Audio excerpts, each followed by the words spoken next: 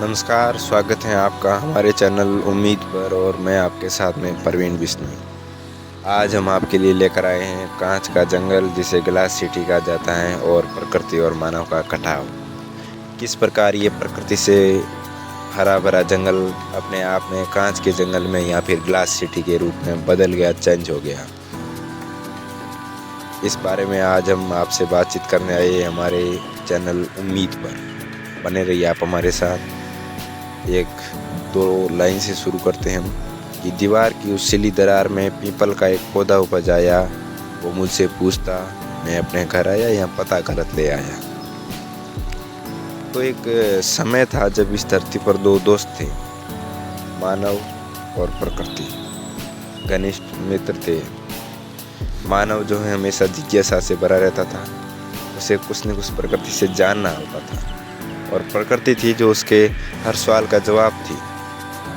ऐसा जवाब कि पहाड़ों की कठोरता में धीरज थी, नदियों के बहाव में निरंतरता थी, और जो पेड़ों की हरियाली में शांति थी। एक अद्भुत दृश्य था।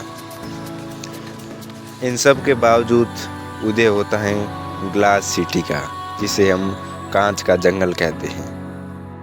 तो मानव ने एक दिन प्रकृति से कहा कि दोस्त, मैं तुम्हें और बेहतर बनाना चाहता हूँ।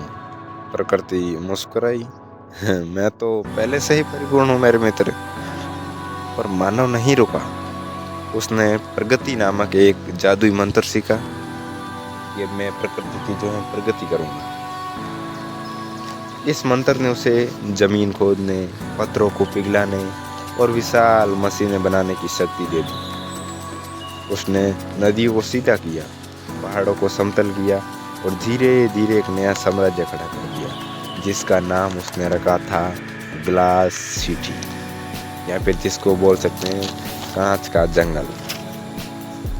ग्लास सिटी की पहचान थी उसकी कांच की ऊंची इमारतें, जहाँ हर कमरे में कृत्रिम हवा, जिसे हम एसी कहते हैं, चलती थी, और हर चीज़ बटन दबाने से होती थी। मानव अब खुद को प्रकृति से बेहतर समझने लगा। मानव को लगने लगा कि मैं प्रकृति को और बेहतर बनाने जा रहा हूँ, उसकी प्रगति कर रहा हूँ। लेकिन इस प्रगति के नाम पर वो खुद के साथ में प्रकोप कर रहा था। प्रकृति ने धीरे से कहा, यहाँ रोशनी तो है पर सूरज की गर्माहट नहीं है। तो मानव ने कहा, मुझे एलईडी लाइट्स की रोशनी ज़्यादा पसंद है, ये नियंत्रित है। तो प्रकृति ने कहा कि तुम्हारे पास इतनी नदियां हैं पर उनका मधुर संगीत कहाँ है। मानव ने कहा, मैंने नदियों को पाइपों में बंद कर दिया है, मुझे शोर नहीं दक्षता चाहिए।